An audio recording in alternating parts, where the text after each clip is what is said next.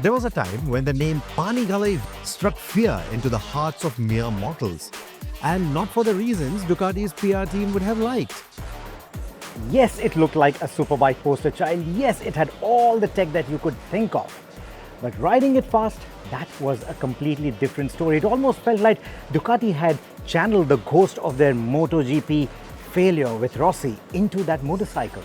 It was fast, it was tech-laden, but it was so temperamental that even the doctor threw in the towel.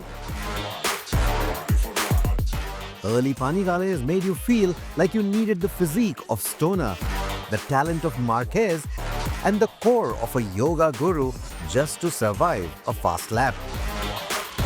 It was the sort of motorcycle that you bought with track day dreams, but then sold it right after when you realized that you would rather be horizontal in bed than be at lean at 55 degrees and battle that monster. But Ducati did something unthinkable. They listened, they recalibrated. Somewhere along the way, they made sure that the Panigale V4 stopped hating its rider. It didn't feel like it anymore. It felt a lot friendlier. It became one of the fastest machines on the track and also became a lot more accommodating. And with that focus in mind, they created the new one to make it friendlier, more accommodating, more of a glory chaser. So the idea was clear. Make every rider, rookie, racer or returning hero, quicker around the racetrack. But let's first talk about the new design before we get into the technicalities. First impressions, Mamma Mia. It looks gorgeous, doesn't it? It doesn't look like it was designed in a wind tunnel, but it definitely looks like it was grown in a wind tunnel. And I think it looks gorgeous. So even if you just want to pick it up and put it in your living room, like many people do with the Ducatis, this should be good.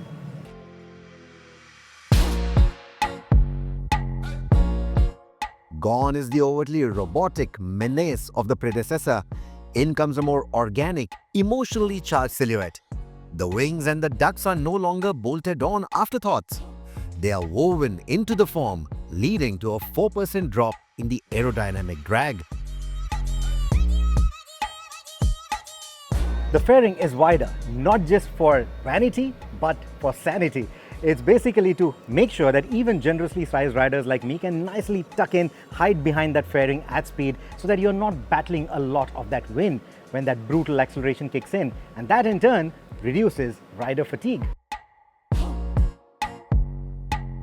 You also tuck in better now. Your elbow lines up with your knee, the tank grips are better placed and stealthily black, and even us generously sized folks get a seat that's wider by 50mm and longer by 35mm to move around more easily. The new pegs are narrower, 10mm higher, offer better cornering clearance, and yet don't feel cumbersome even if you're going to ride your bike to the track day. Simply put, it's still aggressive, but not aggressively unwelcoming anymore. The forged wheels are over 2 kilos lighter. That's a coffee mug short of shedding a lap time penalty. And now they're designed to fit full-fat WSBK rubber as well. Pirelli's SCQ tires have also evolved, ready to handle more torque with less drama. And that brings us to the most controversial change, the double-sided swing arm. All the Panigale purists holding on to their single-sided jewelry, relax. Ducati didn't just add the other arm on the swing arm for symmetry.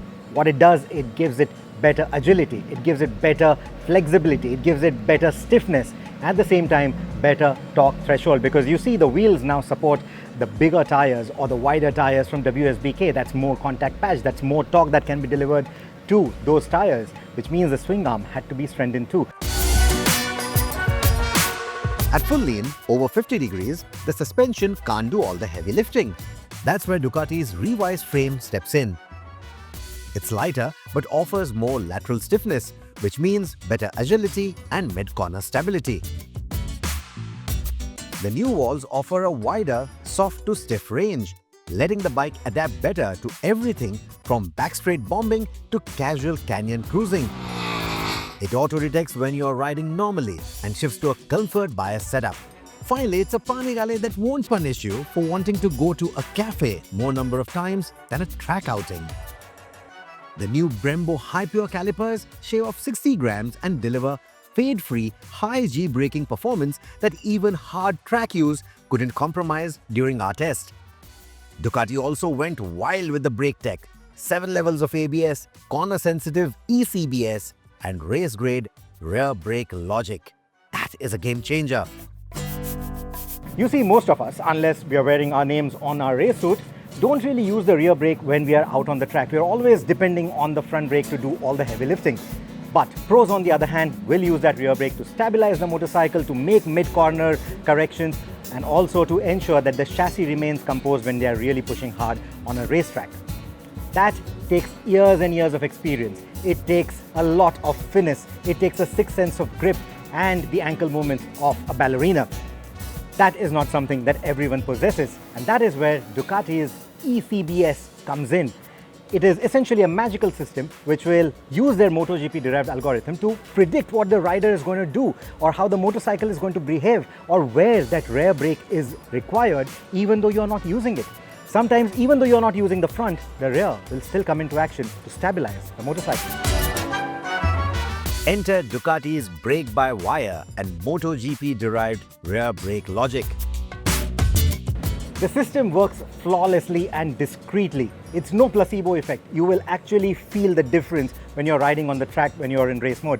Because when you are in the corner, and if you're trail braking, or even if you're not using the front brake at all and you're at maximum lean, if the algorithm believes that there will be a need of some rear brake to stabilize the bike, to correct the corner, or to make the line sharper, it will do that on its own with all the sensors that are on board.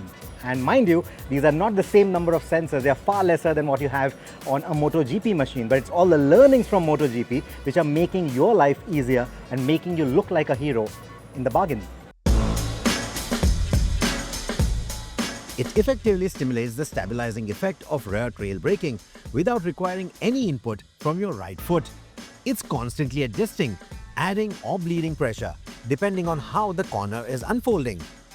It also means less abrupt weight transfer, more composure under hard braking, and a newfound ability to carry speed deeper into the corner with confidence.